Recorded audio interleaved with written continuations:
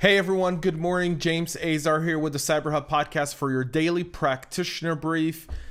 It's Tuesday. It's another day in an amazing week that we are all alive on this magnificent planet. A little bit of positivity to kick off our morning today.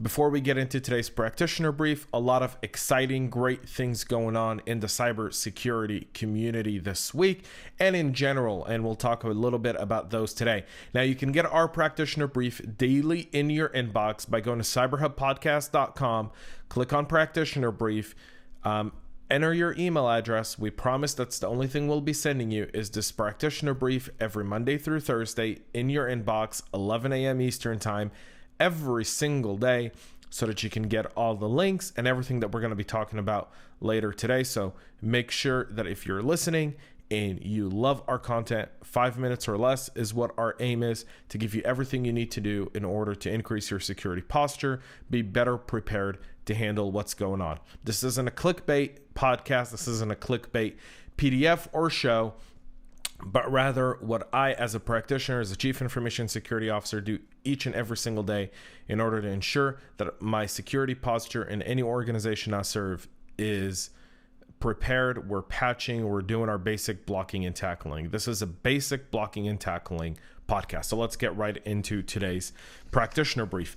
Critical remote execution vulnerabilities have been patched in IBM WebSphere. If you haven't done this, then you should be able to patch that. The vendor has released patches through the zero-day initiative. Link is on our PDF that you can get there. Essentially, a security researchers who uses the online moniker Tinto discovered in April that the WebSphere application server, IBM's Java EE-based runtime environment, is affected by 3 potentially serious deserialization issues. 2 of the flaws have been rated critical, and they can be exploited for remote code execution, while the 3rd has been classified as a high severity, as it can lead to information disclosure. The security holes that allow remote code access execution are tracked as CVE 2020-4450 and CVE 2020-4448. There are patches and workarounds. Get that on our PDF. CallStranger UPnP bug allows data theft, DDoS attacks, and LAN scans. A vulnerability in the universal plug-and-play protocol implemented in billions of devices can be exploited to exfiltrate data, turn them into bots for distributed denial of service attacks, and scan internal networks.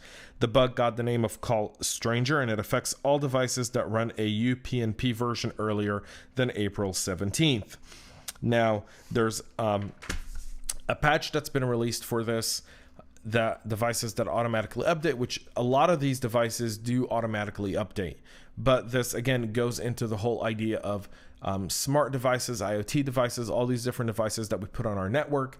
A lot of these machines, a lot of this hardware, we're so focused on software and endpoints and data that a lot of times we're just essentially blindly trusting hardware. And it's time that we really start to have this hardware conversation. Tune into our CISO Talk podcast next week for our State of the Union version 2 with Mark Hopt and Patrick Benoit.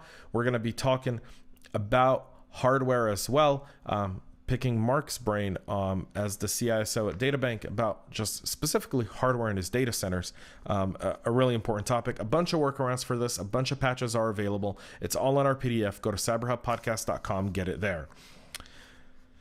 So this specific next story is around U.S. energy providers that have been hit with a new malware in specifically targeted attacks. So U.S. energy providers were targeted by a spear phishing campaign delivering a new remote access Trojan capable of providing attackers with full control over infected systems. Proofpoint does have a report on this that shows essentially everything you want, from the IOCs to the command and control server IP addresses to the phishing domain. It's all in the Proofpoint report that's attached in our practitioner brief that you can get directly now on our website as well. And it's worth the read just to understand how they're targeting critical infrastructure. And if you're part of a supply chain for critical infrastructure, if the government has designated the company that you are working with or working for as a critical infrastructure, this is some great intel by Proofpoint.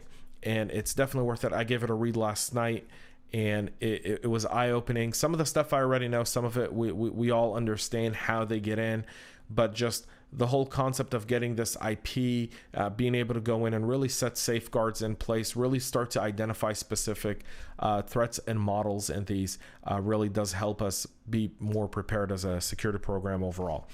And finally, our friends over at Synack, and for those, our last real event was RSA, and we did partner with Synack here at the CyberHub podcast.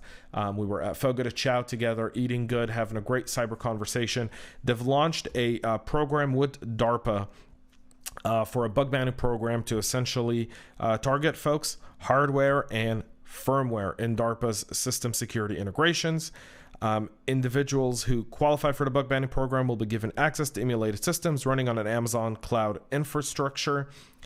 To participate, the link for the participation to apply is available on our PDF that you can click there. Share this with your employees, with your red teamers, blue teamers, purple teamers. A great opportunity, and shout out to our friends at Synack for pulling this off. They're definitely under some great leadership there with Jay and Mark, and so all the power to them. That's it for our practitioner brief for today, Tuesday, June 9th. My name is James Azar. Thanks so much for listening. Thanks so much for tuning in. Make sure you subscribe, give us 5 stars, share this PDF, help get the word out. Until tomorrow, folks, stay cyber safe.